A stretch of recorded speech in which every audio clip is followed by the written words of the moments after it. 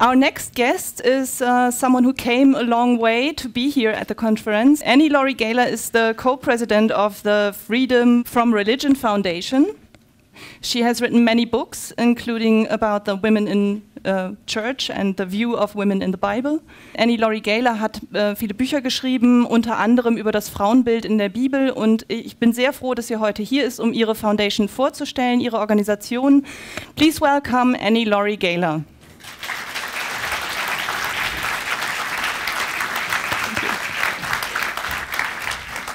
Guten Tag, lieber Freidenker.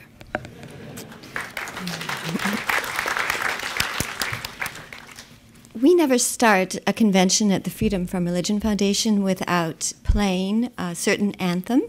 Dan, I've invited Dan to come up and play it because it would be blasphemy not to play it at least once at a German conference. Die Gedanken sind frei. Die Gedanken sind frei. Sind frei, my thoughts give me power. Die Gedanken sind frei, my thoughts give me power. No scholar can nap them, no hunter can trap them, no person can deny. Die Gedanken sind frei.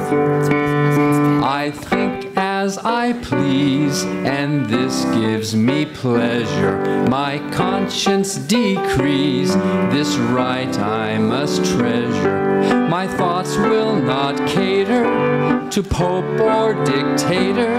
No person can deny. Die Gedanken sind frei. And should tyrants take me and throw me in prison, my thoughts will burst free like blossoms in season. Foundations will crumble and structures will tumble, and free people shall cry. Die Gedanken sind frei, and free people shall cry. Die Gedanken sind frei.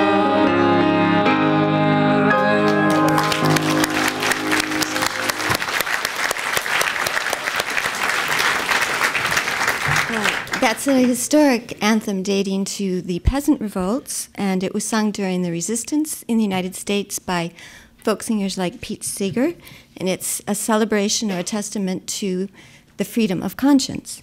And we actually heard a busker, I guess it's, what would you call that, Straßenmusiker, by the dome, by the cathedral, playing this on a recorder, so we think that was meant to be subversive, and we gave him some coins. This is one of 33 free thought halls that the freethinkers established in my state of Wisconsin after the failed revolution of 1848. And this is in Sauk City, Wisconsin, and it's the only free thought hall still in use today for that purpose. It used to be the center of town life. They were called the Practical Atheists, and the high school graduations were actually held there. And here's a modern picture. And this is where Dan and I were married in 1987, this May. And if you can believe, the traditional German rule that we had to follow for our wedding was no alcohol, which was fine by us. We served punch. When the Freedom from Religion Foundation purchased our building in Madison, Wisconsin, you can see what we called it in honor of the historic free thought halls. And I wanted to say something about a famous contingent of highly educated, progressive 48ers, German freethinkers who immigrated to the Texas Hill Country. And they formed about a dozen church-free communities, and they embraced all the ideals of democracy. They built model communities and schools and libraries, and they openly opposed capital punishment, religious instruction in schools, Sunday Sabbath laws, days of prayer, and slavery. And when the Civil War broke out in 1861, many of these young German-American men in this settlement refused to take the oath of allegiance to the Confederacy, and 36 were slaughtered trying to flee in August and October of 1862, and a True der Union memorial sits on Monument Hill in Comfort, Texas, so you can go visit it. It holds the remains of 36 of these Union patriots killed by the Confederate troops. It was very difficult, but a more free-thinking tribute was eventually allowed to be placed in the 1990s over a great deal of local opposition by the very religious communities that had flourished after these settlements basically had died. And one more historic note. This is from a feminist perspective. Matilda Anneke, who came over to the United States after 1848 with her husband and settled in Milwaukee. And she co-founded the Wisconsin Women's Suffrage Association and edited 2 or 3 German-language freethought journals from New Jersey and Milwaukee. Her motto was, "Reason commands us to be free." And she believed greatly in the principle that I'm going to concentrate on today, which is the absolute separation of of government from religion. This is FFRF's new election year slogan, and that God fixation won't fix any nation. I didn't get a translation for that. Maybe that's too hard. One of the most eloquent statements that I've ever encountered on the need to keep government and religion separate was made in 1890 by a state Supreme Court justice in my state of Wisconsin. He was ruling that Bible reading and devotions don't belong in our public schools, and he observed in this ruling, "There is no such source and cause of strife, quarrel, fights, malignant opposition, persecution, and war, and all evil in the state as religion. Let it once enter our civil affairs, our government would soon be destroyed. Let it once enter our common schools, they would be destroyed." We believe that at the Freedom from Religion Foundation, and I want to talk a little bit about why my mother and I started the Freedom from Religion Foundation. And unlike Dan, I have no dramatic deconversion story. I'm a third-generation freethinker. There don't appear to be any God genes in my family's genetic makeup. And if you know the Robert Browning poem, Pippa's Song, I was a secular Pippa. God wasn't in his heaven, all was right with my world. My parents firmly believed young minds should not be sullied by neurotic religious abstractions, that children should grow up free to make up our own minds about religion when we're old enough to try to comprehend these mental minefields like original sin, vicarious atonement, and damnation.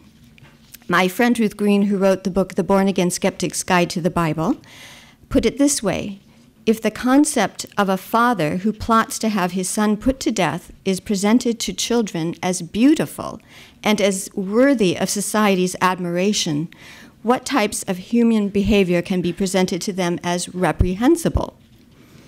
So my mother, Ann Gaylor, and I, and she's still alive, she's 85, we started the Freedom from Religion Foundation back when I was a college student, and she was asked to go national with it in 1978. And it was my mother's experience as an early abortion rights proponent that opened both our eyes to the absolute necessity of keeping dogma out of our government. Like the early freethinkers who founded the feminist movement in the United States, we were aware that the Bible and Christianity are the greatest stumbling blocks in the way of women's emancipation, and every right that we feminists have won, from wearing slacks to being able to vote, to being able to ride bicycles, to the ownership of our own body, has been fought tooth and nail by the religious lobbies. And we see a parallel fight, of course, being waged by very courageous women like Taslima Nasrin against the Quran and the mullahs in the Islamist nations. Religion is the greatest impediment not only to civil liberties, but to moral, social, and scientific progress. But the direct impetus for starting the Freedom from Religion Foundation was to protest local prayer at our city council and county boards. They were praying to Jesus, they were bringing in clergymen, and we wanted to remind them that the United States was founded on a secular and godless constitution. We thought if there were just 2 of us going in and speaking out against it, we would sound weak, so we should be a group, and so the Freedom from Religion Foundation was born. As my mother is fond of saying, there is no true religious liberty without the freedom to dissent. In America, we have this idea that there's freedom of religion. We wanted to remind the public that that entails freedom from religion as well.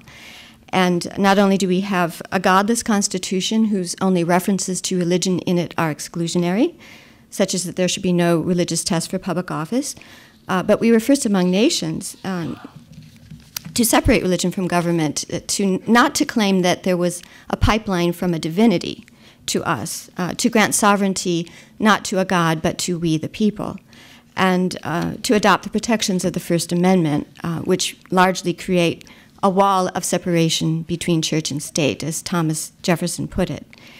Our founders knew God and government are a dangerous mix. This is one of our many billboards and bus signs that we put up. One of the current church-state problems that we have in the United States that we're dealing with is from the 1950s, like many of our violations, and it's the imposition of God on our money and on our currency. And this is what we would prefer at the Freedom from Religion Foundation.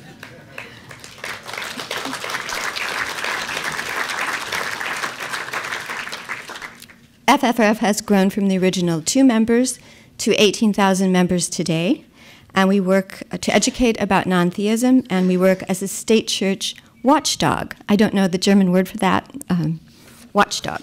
We have just hired our 4th staff attorney. We have brought more than 56 lawsuits and have ended countless violations of separation, entangling religion and government. And just 2 weeks ago, we won a lovely victory in the state of Colorado, when an appeals court agreed with us that the governor of Colorado should not be calling an annual Colorado Day of Prayer and exhorting citizens to pray and telling them what to pray about and to set aside the entire day for prayer every year. And prayer and government, which was the impetus for starting our group, it isn't just a constitutional violation, it's an intellectual affront. Wishful thinking cannot suspend the natural laws of the universe. And my mother's atheist mantra is, nothing fails like prayer. The unanswered prayers could fill the universe, and the cemeteries are full of people who pray to live. Is there anything less effective and more pointless than prayer? And we should never let religionists get away with thinking they have accomplished a thing when they pray. And this is our message to pious politicians. Get off your knees and get to work. And we have a lot of pious politicians in the United States. In addition to our Day of Prayer lawsuit, we have a lawsuit right now protesting the designation of 2012 as the Year of the Bible. And this is one of our bumper stickers. I don't know if it translates. I hope. We have another lawsuit to remove 10 commandments from public schools. No school, no government has any business telling students or citizens what God to have or how many gods to have or whether to have any God at all. This is a Catholic shrine to Jesus on federal property in the Rockies that we're suing over. And at Easter, we had a fight in Illinois where there is a city park where they have let this guy put up 3 crosses and a sign saying, Jesus died for your sins, every Easter. And when we protested, they said, oh, anybody can put anything they like up in the park. So we did. Nobody died for our sins. Guess how long it lasted? Less than 24 hours. And so we put up a second sign a few days later, but we added a postscript. I don't know if you can see.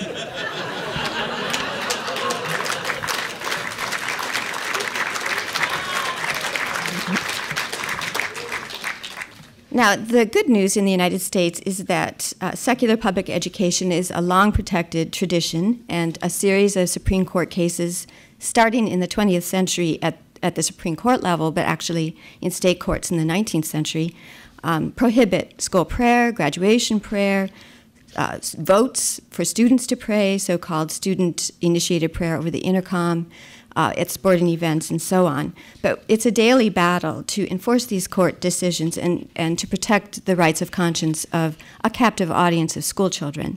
We have stopped prayers in kindergartens, children 5 and 6 being forced to pray in public schools. We have stopped prayer in math classes recently.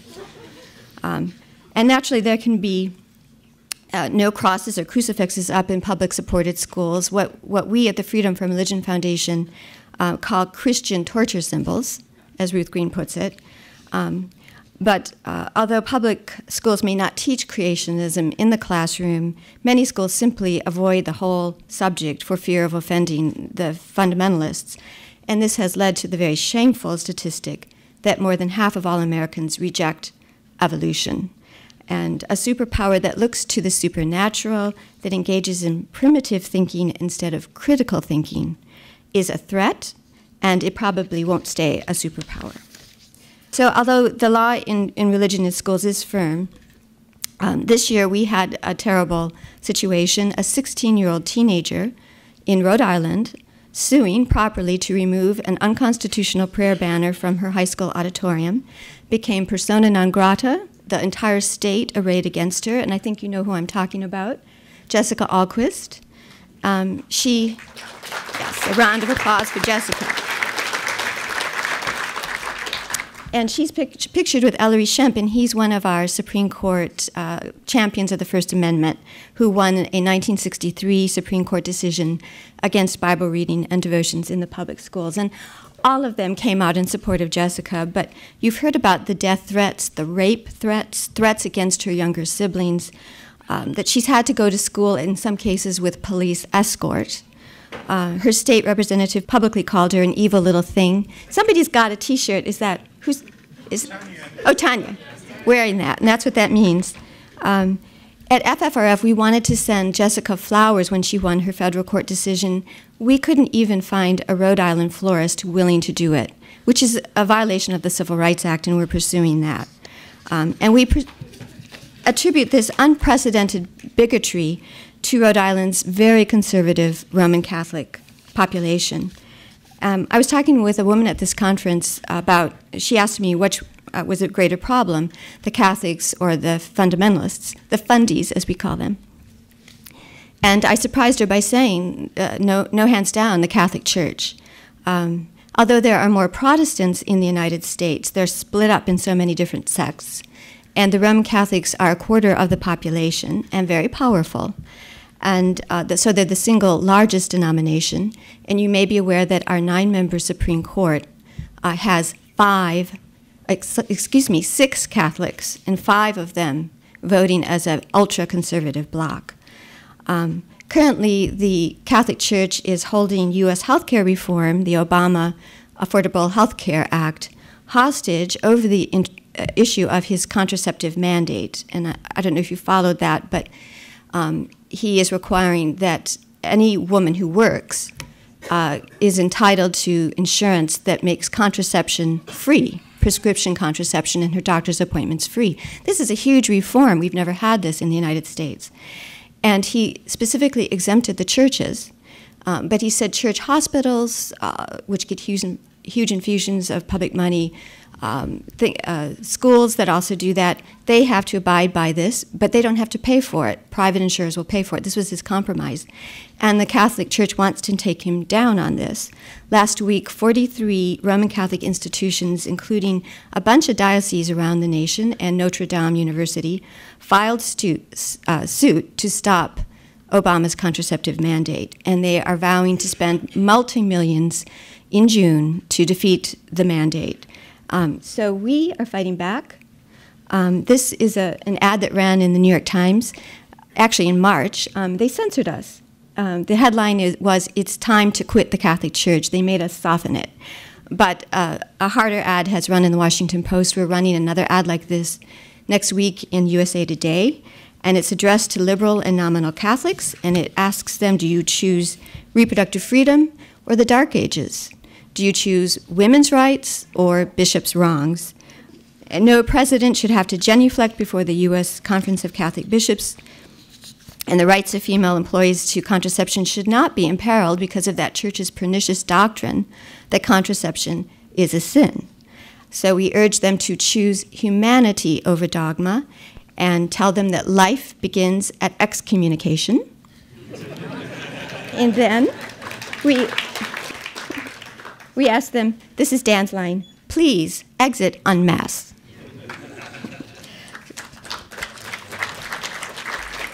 And Julia Sweeney is going to be, she's a Saturday Night Live comedian. Some of you know her wonderful play, Letting Go of God. Is going to be recording a TV commercial for us, going after the Catholics. She's the most famous ex-Catholic that we know. So we plan a PR campaign in June as well. As Ruth Green put it, there was a time when religion ruled the world. It was known as the Dark Ages. God fixation won't fix our nation, or your nation, or any nation. And it is precisely the mythic character of divinity that makes it so very dangerous, that gives succor to the Savaranalas, the righteous, who are so holy they wish to cast that first stone. God fixation won't fix any nation, but getting God out of government will fix what is wrong with many nations. And instead of fixating on a God, of course, we need to be fixating on the unprovable. We need to be fixating on this world and its needs. The only afterlife that ought to concern us is leaving our descendants a secure and pleasant future. And that's why we say at FFRF, freedom depends on freethinkers. And if there's time, I wanted to just show you a little bit of our PR campaigns in the United States, where the surveys about outsiders, the outsider groups, gays, Muslims, African Americans, women, they have studied the surveys from the 1960s to today, and all of the outgroups have raised in the population's acceptance except one. Can you guess? The atheists have stayed at the bottom of the social totem pole. And when I asked the researcher from University of Minnesota, Penny Edgell, why? She said many people in the United States have never knowingly met an atheist. So we are saying, come out of the closet. We're our best advertisement. We use PR campaigns using real freethinkers and unbelievers, and they give their short free thought testimonials, and I'll show you a few. This is actually our daughter, Sabrina, and she came up with the idea, and I'll just let you, I guess, read them. And these are our sisters in the Bible Belt, and this is an actual billboard that was up in their small town where they had a little persecution in their high school, but they came out of the closet. A truck driver from Raleigh. This is another happy atheist family. This is also in the Bible Belt. This is what a secular family looks like. People of logic don't belong in the minority. He's from Tulsa, Oklahoma, the middle of the Bible Belt. I can be moral without God. These are our Tulsa freethinkers. There's more. Another atheist for peace and world harmony. Babies. Compassion is my religion. These are Ohio freethinkers. I see beauty in the universe without God. This is someone from the Secular Student Alliance. This is Dylan. I can be good without God. This billboard was so controversial that it had to be moved twice. A church complained, and then a religious businessman. I don't believe in Zeus either. And then that's Julia Sweeney. Oh my God, there's no God. We have another one with her. I read the Bible, now I'm a proud atheist. This is one of our attorneys, Patrick, going from Catholic to atheist, set me free.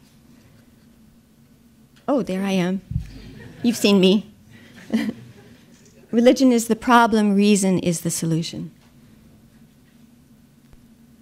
It's not what you believe, but how you behave. These are Madison freethinkers. There's Dan. And then you can do this yourself. You can go to our website, ffrf.org/out, and upload your own slogan and picture, and we'll put it up at our website. So you can come out of the closet anywhere. In German? Well, and then the first person to participate was Richard Dawkins. Here's one of his. And then we have Daniel Dennett.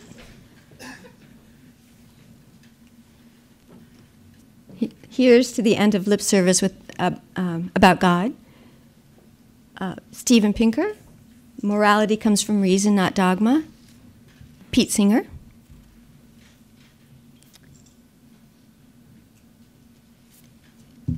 And then these are just people, regular freethinkers. Keeping my children free from religious dogma. What a good thing to do. This is we have had a lot of military people join in on this. Bravely out of the closet. And I think this is the last one. My ancestors worked to free our bodies. Now I work to free our minds. And this is what an atheist looks like. Now, we had a contest, and we told people if you upload something, we might put you on a real billboard. And this is Grace Quiroz from Nashville, and she won. So here's her billboard. So that's our newest campaign. So we are trying to free the United States from superstition and trying to introduce them to the wonderful free thought community. Thank you.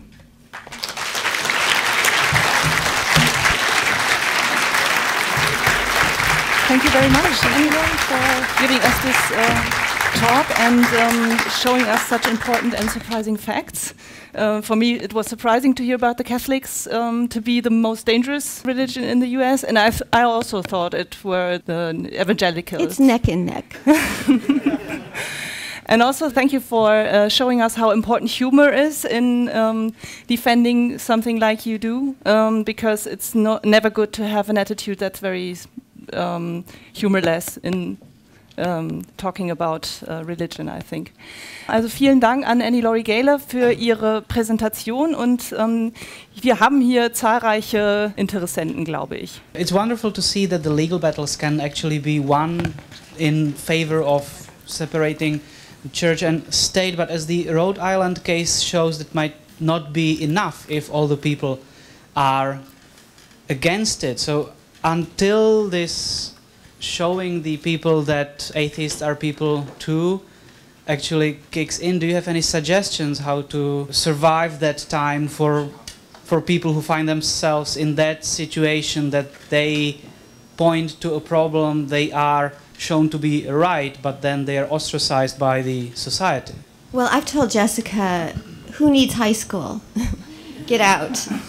There are ways for her to graduate early and move on. And I think that her circumstances are very unique. Rhode Island is really a mean state, but her victory is going to hold, and that will change attitudes. These people have grown up with, her classmates have been in a situation where there's been prayer on their classroom wall forever, and they don't, that gives them privilege. And it makes them feel, when the government lets them do that, like they're the insiders, and people who would protest or who are atheist are the outsiders. So when we win these court battles, it really eventually does change minds. I mean, you have the force of law behind you. But Jessica is very much coming out of the closet as an atheist. She wants to make this her career. She's going around to all the conferences, and it's changing her life, I think, for the better. Religion has been described as an opium. Today, it was described as a placebo. Many people described it as a poison. Religion poisons every relationship and every administration. We also had a talk about separation of religion and state. Where we draw the line, what are the liberties or freedoms should be given to religion, and how we have a watchdog over them. In Central Europe, we have seen that many people get elected to parliament, or they are in the bureaucracy. They take their salaries from the state, but they take their orders from the cathedral. So this religion has proved to be a cancer, a disease worse than plague. So how we tackle these? At the Freedom from Religion Foundation, we don't think that any state church violation should go unchallenged, because it creates a precedent for worse violations.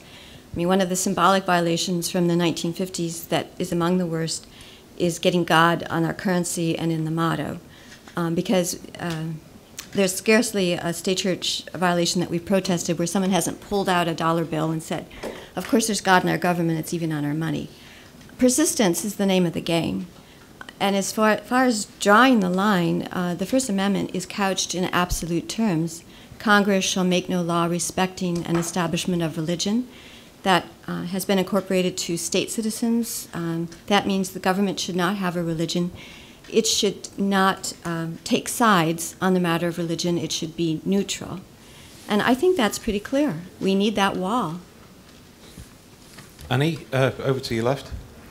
And you mentioned the dollar bill a couple of times and the slogan. I just heard some information apparently that it was a printer's error, and it was supposed to be "In God We Trust, everyone else pays cash." It was from the 1950s, and it was also the Knights of Columbus, in part behind that, because theocrats have never liked our Constitution. They've always wanted to get God in government. So a lot of our worst violations date to the 1950s. And I was born in the 1950s, and I feel like I spent my whole life fighting these violations from the 50s. But have you ever lost a court case? oh, yes. But every Why? case, hostile courts, every case that we have brought, we should have won. You often have setbacks, but you throw enough spaghetti against the wall, some of it sticks. Very important to persist. It's also educational. I mean, there are news articles about these challenges and why we're taking them, and it educates. But the stakes are kind of high right now with a hostile Supreme Court. Annie, you mentioned a superpower that believes in supernatural. And I think there is nothing more dangerous than an army of believers. So my question is, do you have any statistics on the quota of non-believers in the U.S. military? And do you have any program to address them especially? Well, statistics show about 24% of enlisted men and women are non-believers, which is higher than the percentage in the population in general, which is 16% of adults. It's higher among young people, though, about a quarter. So about 24% of FFRF members are either vets or in the military. Do we have an active program? We do a lot of outreach. We don't have anything in particular. We take a lot of complaints about the military. There's a couple suits we'd like to take. They're kind of hard to take. There's another group that works just on military and violations, Mikey Weinstein's group. We work with him. We get a lot of complaints from soldiers, and so does he, sort of one at a time. Because there is a Catholic majority in the US Supreme Court, are you afraid that you will lose a major case in front of the Supreme Court and said, very bad president? President, that's right. Well, we've already done that. We had Sandra Day O'Connor was on the court when we had a case go up, and she stepped down inexplicably. I mean, her husband had bad Alzheimer's. Nobody expected that. We lost. It was a swing vote, 5-4. It went against us. So we're very careful. I mean, we didn't appeal a case in 2010 that I very much would have liked to appeal. We didn't lose on the merits. In the United States, we're losing on standing, which means the right to take the case in the first place. We're being told, you don't show enough injury. You have to. The bar has been set very high just to be able to get into the courtroom, and they're slamming the door shut. So it's the standing issue, not the merits, that we are generally losing on. One of those cases was the National Day of Prayer, started in 1952 when Billy Graham came to D.C. and said, I want to see all the U.S. soldiers on their knees praying to Jesus. And it's ordering the president to proclaim a National Day of Prayer. Well, what could be more of a violation? Congress shall make no law respecting an establishment of religion. A National Day of Prayer is such a law. We won at the district level. We lost on standing at the appeals court level, not on the merits. We decided not to appeal to the Supreme Court because it's so hostile. That was very painful because it was a very strong case. Thank you. As an atheist who moved from one of the most atheist countries in the world, the Czech Republic, to an institution in the United States, I've experienced firsthand what it's like to go up against hostile environment. It's very frustrating, and it's very taxing. So I wanted to ask you, where do you get the strength to go on day after day and fighting something that seems to be a losing battle? Thank you. Well, we don't think it's a losing battle. We think it's a terrifically important battle, and at least we have to try before we lose it.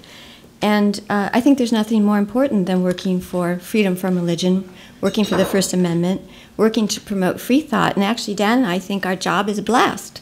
And it's a privilege to work for a nonprofit, and we make a lot of difference.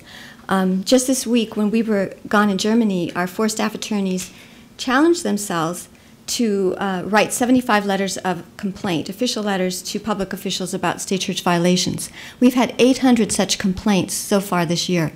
The demands are there for our attorneys, and they decided to try to get a lot of them out. They cranked out those letters this week. They've already had some victories. Last year we had 100 major victories without having to go to court, and a lot of them were very bad violations. So we are making a difference.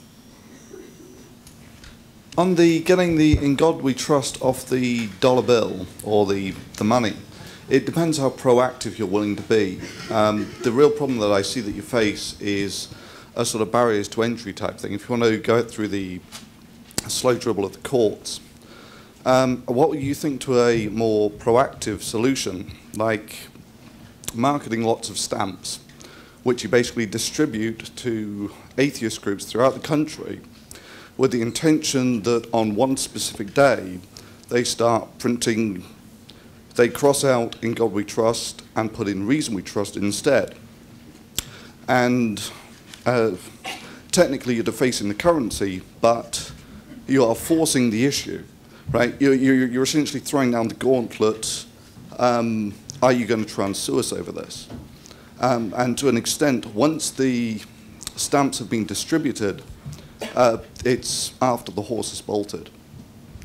Well, a lot of Americans do that, and we have done campaigns like that when we were a smaller group, and that is an excellent idea because we have been concerned about the Secret Service going after us. For some reason, they guard the currency, counterfeiting. And we've done stamps. Some of the stamps people have done are the original motto chosen by a committee of Franklin, Adams, and Jefferson, "E pluribus unum," which is a little esoteric because it's Latin, but it means "from many come one." And we've done all kinds of different campaigns, but that's an excellent idea. If they went after us, we'd have injury. So thank you.